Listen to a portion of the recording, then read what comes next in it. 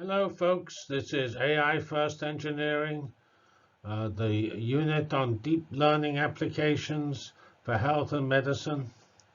And this consists of 9 lessons, overall trends, general discussions, diagnostic examples, more general examples, the impact of the actual impact of the virus, um, the possibility there will be a recession, or the fact there is a recession, how in general to tackle it. Then we have some what I call data and computational science activities, modeling, simulations, studying the virus. Then we have a little module on screening drug candidates, and then the end we have a sort of more general discussion of areas for COVID study for the homeworks, and something I would call pandemics as a complex system. All right, so that's it. Now let's move on to the first lesson, overall trends. And I've already told you how this is 1 out of 9 lessons. Okay, so the first discussion here is this lady, Amy Webb, who's a futurist, whatever that be, or a professor of strategic foresight. That's a nice name. And she thinks that Amazon, Apple, Google, Microsoft will be the people who will remake the healthcare industry. And they're already starting to do it, she said, at this meeting in Davos. Davos is where all the important all the important people meet. We have a few more slides giving a little more detail as to what they're doing. And of course, they're very powerful. They have actually very good technology. They are the leaders in AI, for example, which is probably the most, in the near term, the most important thing to apply, because AI has not been applied very systematically. It's been applied in a rather specialized fashion called bioinformatics, but that doesn't really put in several features we now know how to do with AI. In particular, it tended not to use deep learning. Also, these people, at least Google, Amazon, and Microsoft, have giant clouds, which are pretty useful for this problem. All right, so here we have some details. Google/Alphabet, and it is got a life science business called Verily, and it has the third most largest cloud, and it has probably the best AI prowess in the world. And so it can work with hospitals and researchers to deal with electronic health and put them all on the cloud and make them all interoperable and things like that. Plus, its AI is going to give new solutions. And that's, to me, the most interesting. Amazon has a different flavor. It's got still a very strong cloud, the strongest cloud, in fact. But also, it has a lot of delivery capabilities. It's the world's largest delivery company, because it's the world's largest e-commerce company. Well, actually, Alibaba is the world's largest. It's the U.S. largest e-commerce company. And it recently purchased a prescription startup called PillPack, which makes the current people in that area of delivering pills pretty nervous, like, I guess, CVS and places like that. And there's, again, a large medical supplies space. There's actually, we discussed earlier in the mobility industry, Uber and Lyft were going into the health people transportation business. It also has a telehealth endeavor, Amazon Care, an insurance initiative, and it can use its own employees to test it all out. All right, Apple. Apple has a rather different flavor. It doesn't have a large consumer. It presumably has a cloud, but not a consumer cloud. The watch is sort of a dominant force in its own field, because somehow whereas Android phones are a good challenger to Apple phones. That's not true in the watch area. The watches, Apple has been dominant. The only real player is Fitbit, which is of course purchased by Google. And we'll have to see if it can actually compete, because Apple has got a lot of capabilities which Fitbit does not have. And Microsoft, well, it's sort of a mix of all of them, and it has a strong consumer focus and a small business focus, and it's a cloud. Azure is got a very strong reputation, and that's what is the center of a lot of Microsoft activities, Azure and AI, which actually Google has with Google Cloud and AI. But presumably Azure is actually a little more successful than Google Cloud, whereas probably Google AI is a little more successful than Microsoft AI. But both are extremely strong.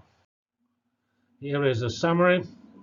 So if you look at these summaries, of course, the interesting feature is consumer trust is a threat for all of them. Uh, Alphabet has the Google Cloud, Amazon has the Amazon Cloud, and Microsoft has the Azure Microsoft Cloud. Then it has various life science initiatives. Apple highlights the watch and the interaction with the iPhone consumers, which of course record the iPhone. Apple Watch only really ties into the iPhone. I don't think you can tie it well into an Android. I once looked, and then it's integrating health records with that. And of course, Alphabet has a strength in AI, and we already mentioned Amazon Care and PillPack, and it has a HIPAA certified voice assistant, a variant of Alexa, presumably. All of them are mixed up, and because they're also big and have lots of people fiddling around. Apple Watch is yet to be totally convincing, but I think that will turn out to be okay. The limitation of Apple Watch to iOS and other Apple initiatives, that's a problem because iOS is not the dominant operating system. So we have Google has opportunities with Fitbit. It has work on electronic records, which is pretty important, and its AI does precision medicine, because its AI will allow you to target a particular treatment to a particular patient. Amazon, due to its delivery thing, has a lot of telehealth, supplying medical supplies, and it can work on health insurance. Apple Watch, will actually monitor patients. It has good partnerships, and it's working on payments. Microsoft has similar strengths to Google because they both have an in-house AI with a strong life science/health initiative. And it has a giant chatbot activity. And the threats are more or less the same. And for the people who have clouds, there's cloud competition. That's not true for Apple, but Apple has competition from Apple Watch lookalikes, which will eventually get it together and succeed. And all of them have security. Every single one of them has security as its problem. All right, here is the digital health ecosystem, where we have these distributors, which includes Amazon. Manufacturers actually includes the area I like, namely software and AI services. So that's all actually here. And there's also medical devices with the software. And then up here we have telehealth. We mentioned the several companies there. We have actually the people who provide services. We have retail clinics like CVS, and Kroger's for locally. And we have hospitals and giant health systems like Cleveland and Geisinger. Mayo, which is of course a dominant, high prestigious activity. We have giant employers whose size and can impact everything. Apple, Kroger, Comcast, Walmart, Haven, which is the Apple system. And then we have other incumbents in the payment area. And we have also insurance startups. If we go to our banking thing, you will find all sorts of fintech things with specialization, some of which are in this area. Okay, and here we have the government, including the Veterans Administration. Okay, here we go to the next slide, which just points out that whereas older people are pretty not so interested in digitization, here's what used to be young, the baby boomers, but now are pretty old. Only 29% are frustrated with the lack of digitization in the health system, whereas if you go to young consumers, 2/3 are frustrated.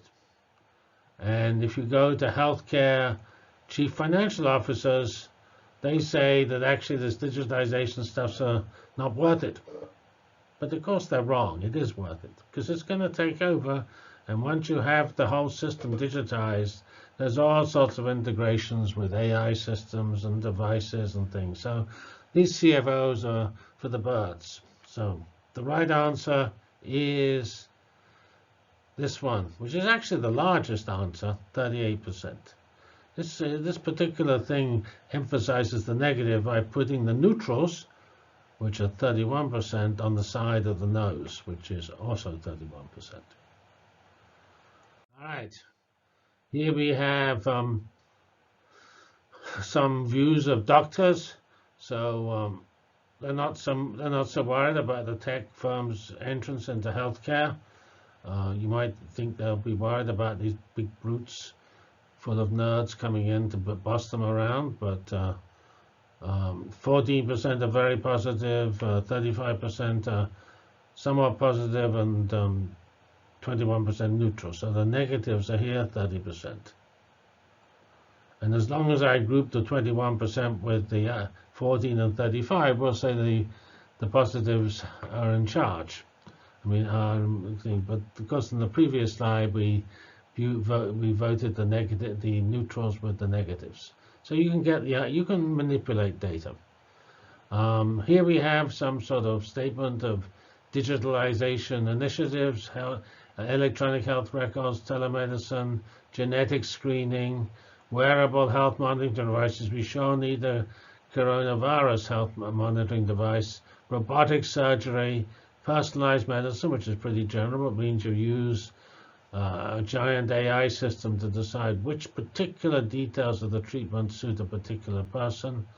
A more general AI statement and virtual reality. And you can see that the ones that's actually the largest in terms of beneficial to patients is personalized medicine, followed by genetic screening. But the one they're ready to use is the electronic health records, which the CFO said wasn't worth doing. But the doctors are more important than CFOs, I think. So, but if we come, say, to AI, we see the people who are prepared to use it, 6%, is not really equal to the benefit, which is 25%. And of course, that AI is probably, this is not really very well defined. Who knows how precisely this form was filled in? Here's the things about clouds. 12 months ago, this was in November 2019, pretty recent. So in 2018, only 21% of healthcare IT was on clouds. In 2 years from that time, because this is 12 months ago, 12 months in front, we have it 50-50. So we have a strong growth in clouds here. This is just 2 years. And if you ask what about their priorities, you will find that we have critical, high, moderate now. So you see only 21% have a low or not a priority. And there is a strong alignment with their tech roadmaps and their clouds. Here's the last slide of this lesson. Cybersecurity is always important, and this is a sad plot of the gradual increase in data breaches. It's not dramatic, but it has sort of doubled, or maybe tripled. There's around 10 here and almost 30 here, which was 10 years after. So over 10 years, the number of breaches, which is, this is count the number of breaches over 500 people, has tripled. So more work is needed here, and of course there's a lot of effort going on in security. All right, folks, that's the end of this particular lesson. We'll get on to the next lesson after this. Thank you.